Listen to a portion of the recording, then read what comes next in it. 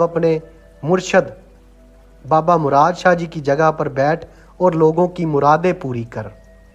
जो बात दवा से बन न सकी वे बात दुआ से होती है। जब कामल मुर्शद मिलता है फिर बात खुदा से होती है। साईं जी ने फिर बाबा मुराद शाह डेरे का निर्माण शुरू करवाया और खुद भी वही रहने लगे। कुछ साल बाद एक बहुत ही खूबसूरत दरबार बना। साईं जी के पास दरबार का नक्शा बहुत साल पहले ही बना हुआ था कि आने वाला समय ऐसा होगा। साईं जी हर साल बाबा मुराद शाह जी का उर्स मनाते और कवाली भी होती। कवाली की महफिल हमेशा एक मलेरकोटला के कवाल करामत अली फ़कीर एंड पार्टी ही शुरू करते, जिनकी पीढ़ी बाबा मुराद शाह जी के समय से चलती आ रही है। आज भी उन्हीं की पीढ़ी कवाली की महफिल शुरू करती है। एक बार साईं जी ने पैसों की भरी चादर बांध कर उन्हें दी और कहा, करामत अली तेरा मेरा हिसाब पूरा, क्योंकि बाबा मुराद शाह जी ने एक बार कवालों से वादा किया था कि तुम्हारा हिसाब तुम्हारे बेटों का और पोतों को लाडी शाह जी पूरा करेंगे। इसीलिए साईं जी ने कितने गुना करके उन्हें दिया। एक बार की बात है, बाबा मुराद शाह जी का मेला आने वाला था। साईं जी कुलदीप मानक, जो कि पंजाबी सिंगर हुए हैं, जिन्होंने गीत गाए हैं, तेरे टिल्ले तोयो सूरत दी दिया हीर दी, माँ हुंदी ये माँ दुनिया वालियो, के पास गए। कुलदीप मानक के पास गए साईं जी और कहा कि हमारे बाबा जी का मेला आने वाला है, और उन्हें गाने के लिए आमंत्रण दिया। कुलदीप जी ने कहा कि 3500 लगेंगे, जो उस समय के हिसाब से ज़्यादा थे। साईं जी ने कहा ठीक है, ले लेना। बहुत कम लोगों को तब साईं जी के रुतबे के बारे में पता था। कुलदीप मानक जी ने सोचा पता नहीं ये पैसे दे भी पाएंगे या नहीं, और मजाक में कह दिया कि बाबा जी 3500 की तो आप भैंस भी खरीद सकते हो। साईं जी ने कहा आप मेले पर आओ फिर बात करते हैं। जब वे मेले पर आए तो साईं जी ने इतने नोट उनके ऊपर वारे की मानक जी झुक के माथा टेकने लगे और कहा, साईं जी बस करो, बख्श दो मुझको, माफ़ी मांगी। उस दिन ऐसे बख्शे कि आज तक मानक मानक हो रही है। ये वही कुलदीप मानक है जो जैजी बी के उस्ताद थे। आदमी आदमी को क्या देता है, साईं जी अक्सर सुना करते थे और कहा करते थे कि आदमी आदमी को क्या देता है, आदमी तो बहाना है, खुदा देता है। जब वो देता है तो बेहिसाब देता है, और जब वो लेता है तो चमड़ी उतार लेता है। ऐसे ही मास्टर सलीम के बारे में हम सब ने सुना है। उनके पिताजी थे पूरन शाह कोटी। पूरन शाह कोटी भी साईं जी के पास अक्सर आते रहते थे। 1975 में वे साईं जी के साथ जुड़े और एक गहरा प्यार पड़ गया। साईं जी का भी उनके साथ बहुत प्यार था।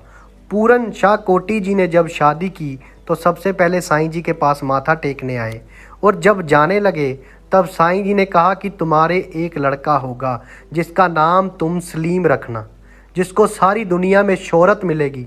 हुआ भी ऐसा ही। मास्टर सलीम ने संगीत की दुनिया में बहुत नाम कमाया। सलीम जी के गीत पहले इतने नहीं चले थे। तब साईं जी ने एक इशारा दिया था और कहा, सलीम जय माता की किया करो। सलीम जी ने अपनी माँ से पूछा कि साईं जी ने ऐसा क्यों कहा, मुझे समझ नहीं आया। उनकी माँ ने कहा, साईं जी ने तुझे माता की भेंट गाने को कहा है।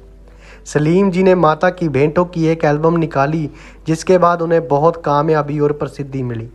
फिर कुछ सालों बाद प्रोग्राम अचानक आने बंद हो गए और उनका काम बहुत कम हो गया। वे अपने माता पिता के साथ साईं जी के पास गए और बैठ गए। साईं जी ने पूछा, सलीम पूरन दे मुंडे की होया? सलीम जी ने कहा, साईं जी इतना कुछ चलाकर, इतना कुछ दिखाकर एकदम अंधेरा हो गया।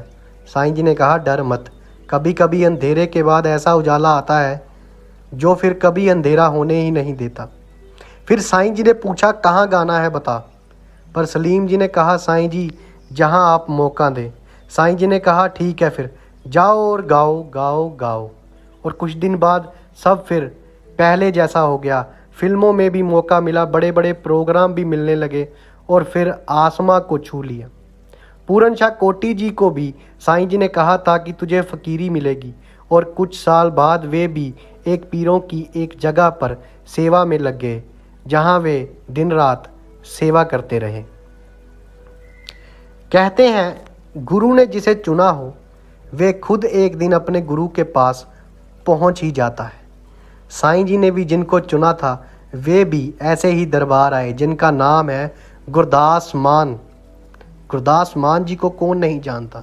वे विश्व प्रसिद्ध गायक हैं और एक बहुत ही नेक दिल इंसान है।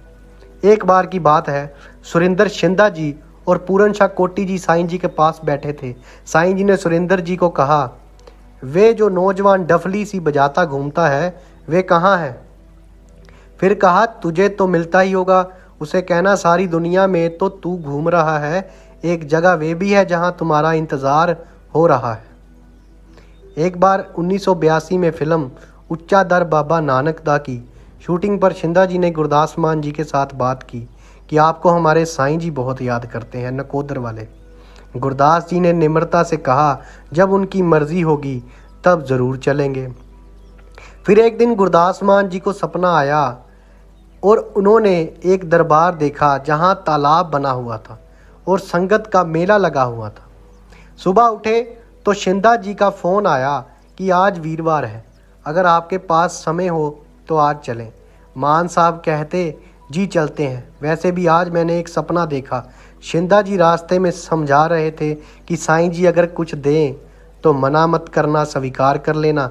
जब दरबार पहुँचे तब गुरदास मान जी ने देखा कि ये तो वही दरबार है जो उन्होंने सपने में देखा था। गुरदास मान जी साईं जी के पास बैठे, फिर चलते चलते बातें हुई। साईं जी कहते, गुरदास फिर क्या देखा तूने? गुरदास जी कहते, ये दरबार तो मैंने सपने में ही देख लिया था। साईं जी की बोले, बस बस, ज़्यादा पर्दे नहीं खोलते।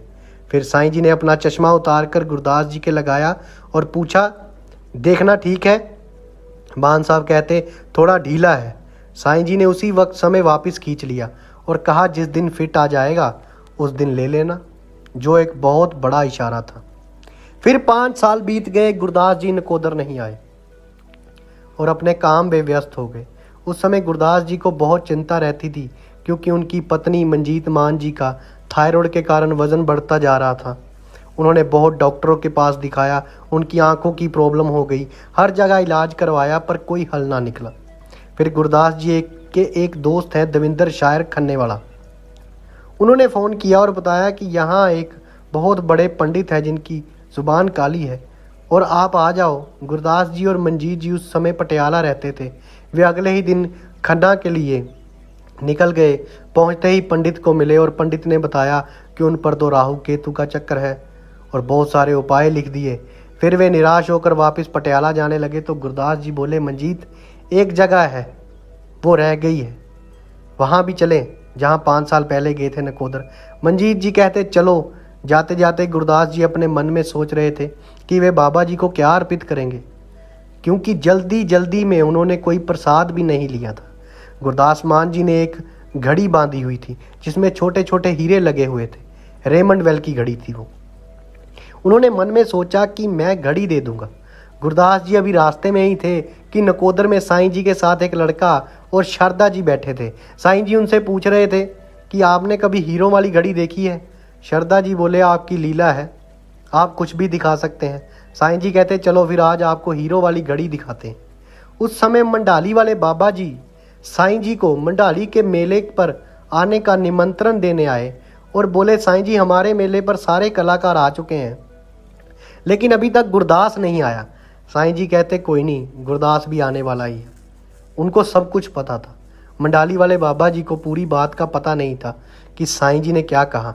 फिर मंडाली वाले बाबा जी चले गए और गुरदास मान जी दरबार पहुँचे।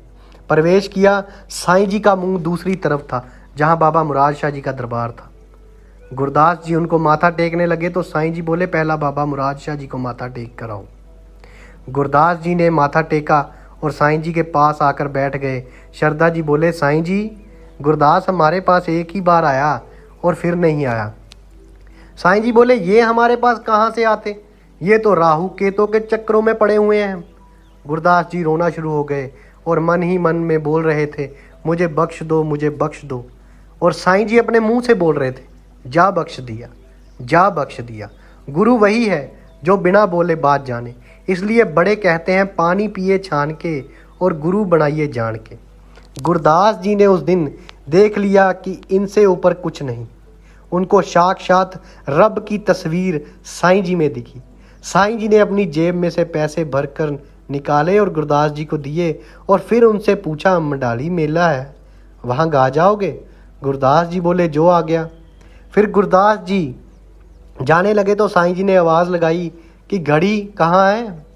गुरदास जी मुस्कुराए, घड़ी उतारने लगे। साईं जी बोले, नहीं, अपने ही बांधी रख। गुरदास जी कहते, नहीं साईं जी, आप स्वीकार करो। साईं जी कहते, अपने ही बांध रख। बोले, हाथ पर बंधी और दिल पे बनी एक ही बात है। दिल पर तो बन चुकी थी। गुरदास जी ने फिर निवेदन किया तो साईं जी ने कहा, ठीक है, फिर बांध लेते हैं। अब भगत की बंधी फिर गुरु कैसे छुड़ाए?